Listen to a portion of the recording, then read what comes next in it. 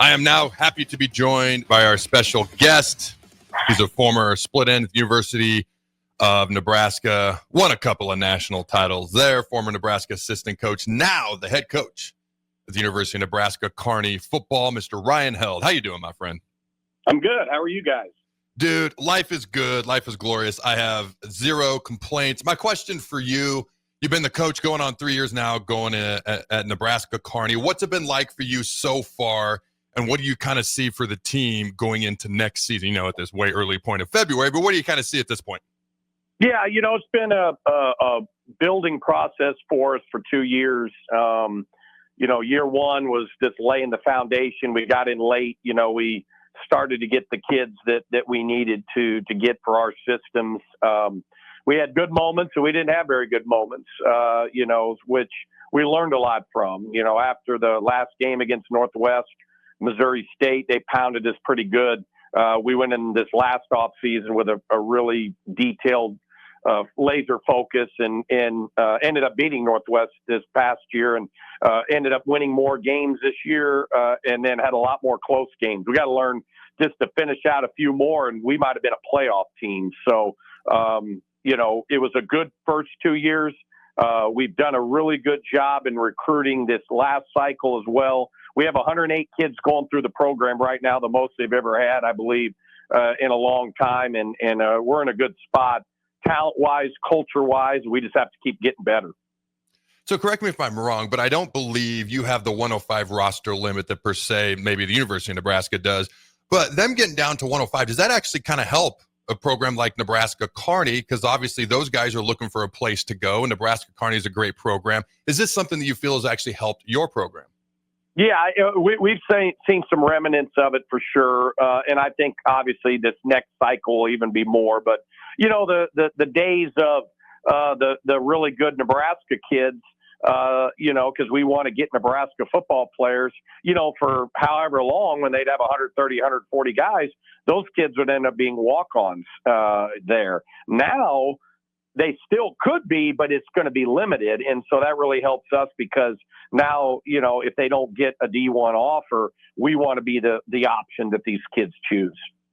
And I always wondered too, is, you look at it, kind of like baseball recruiting is at the level that you're at too, is just, you almost don't want your prospect to get too good, right? I mean, how often does that happen when you're recruiting somebody and then all of a sudden, bigger schools start to coming after them? Well, I won't name the school, but we signed a quarterback out of Kansas City that a really, really good FCS school came in late and tried to steal from us, and he stuck with us.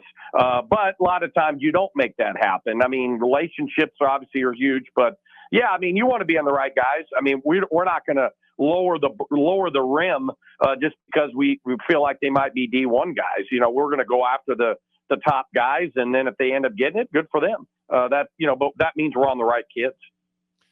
Now, unfortunately, due to no fault of your own, all right, there's 2 years of probations that are kind of going on and things of that nature. Knowing that that's coming up over the next couple of seasons, fair or unfair to you guys, it is what it is, as you know.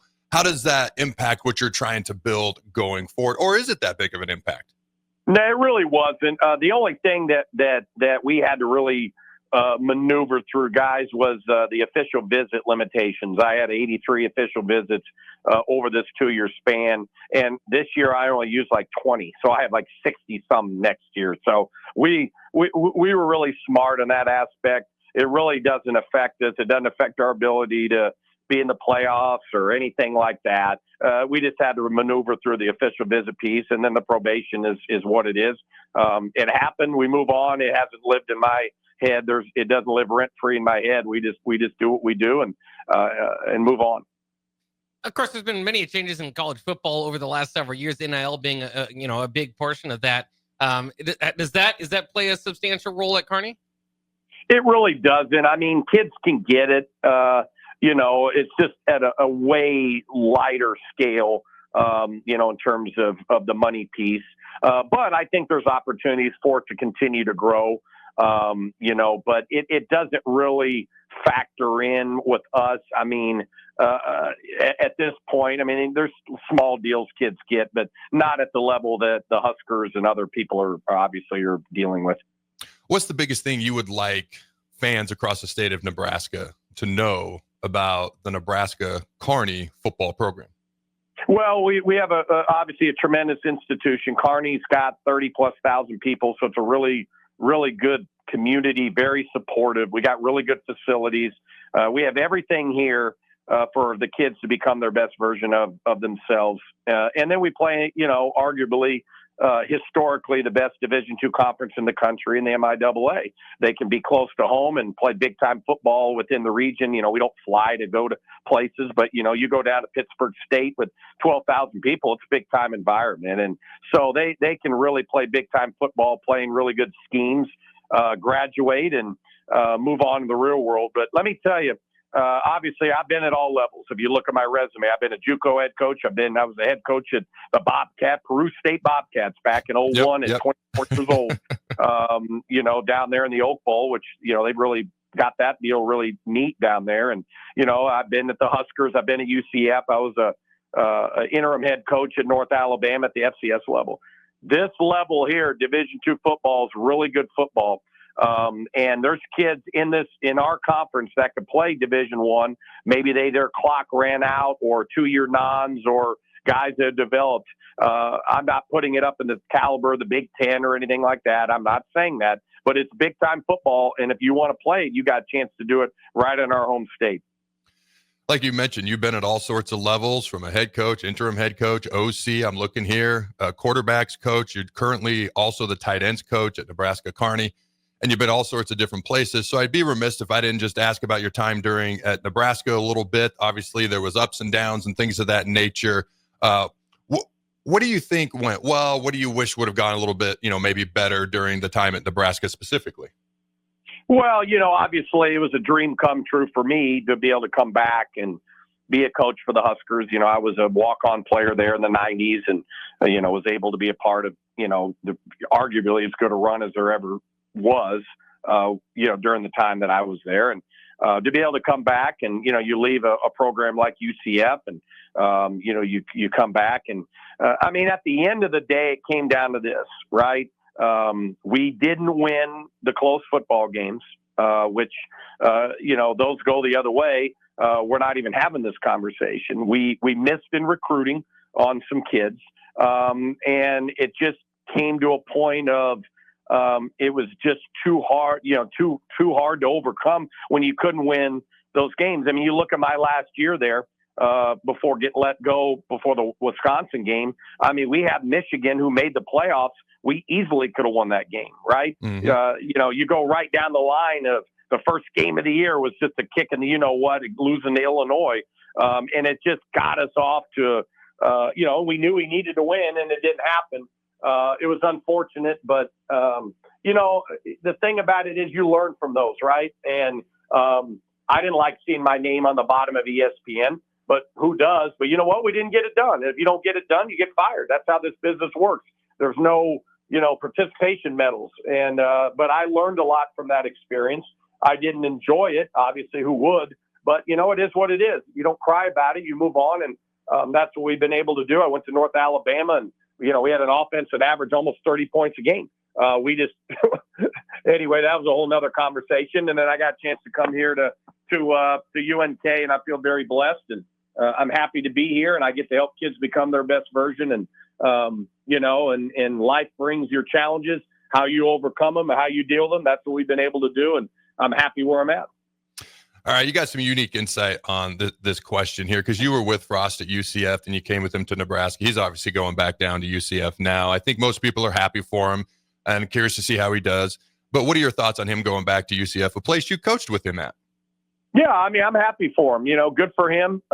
He got that opportunity to go back. Those opportunities are hard to get, and he was able to make that happen. It's a great place. Right there in Central Florida, and now they're in the Big 12 Conference, which was different from when we were there. And, he was able to bring some Nebraska guys down there, and I'm happy for those guys. And I wish him nothing but the best.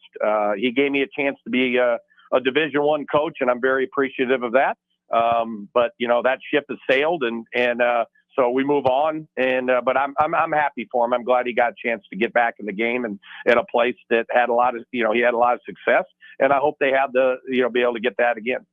All right, last question for you, Coach. You've referenced it several times, and it's really something every coach at every level is trying to get better at and win more games in this particular situation, and that's winning the close games. You mentioned there at UNK, that's something you hope you can do better next year, and maybe that'll turn the entire tide in an even more positive direction for you guys. But what, in your opinion, are some of the biggest keys to winning a close game when everyone's tired, everyone's watching, and everything is just amplified in those key moments at the end of a game? Well, I think right. That's the magic pill question, right? Like, I mean, everybody wants to know that. So what can you do, to be prepared for those situations? Well, number one is you have to work just a tremendous amount of situational football when it comes to your practices. You have to put your guys in those situations. Not that there's going to be, you're not playing the game right at that moment, number one. Number two is you have to talk about these situations. I mean, look at the Super Bowl last year, okay, when the Chiefs, the San Francisco 49ers didn't even know the overtime rules, right? Well, that ended up costing them a Super Bowl. So we have to talk to these guys about this basic rules and understanding this situation comes up. We got to be prepared for this. So you just have to put your guys in the situation. You have to talk about it and educate them on these situations. And you can't go over every single one, but you sure as heck try to do as many as you can. And then, obviously, when it comes up during the game, you got to be talking about it on the sideline. Remember, this is a situation. You just constantly doing that. And then, last year we were down 9 with 3 minutes left. Went down and scored, held them, got the ball back, boom, kicked a game-winning field goal against Missouri Western. All right. Well, year one we probably don't get that done, but we work on 2-minute drill. We work on 4 minutes. All the stuff that comes out overtime and 2-point shootouts and all the stuff that happens. And you just have to try to do that. But you can't, you have to be put in those situations. You have to talk about it. Well, I appreciate your time, Coach. Good luck this upcoming season as well. Well, we appreciate you having me on and UNK football, and thanks, guys.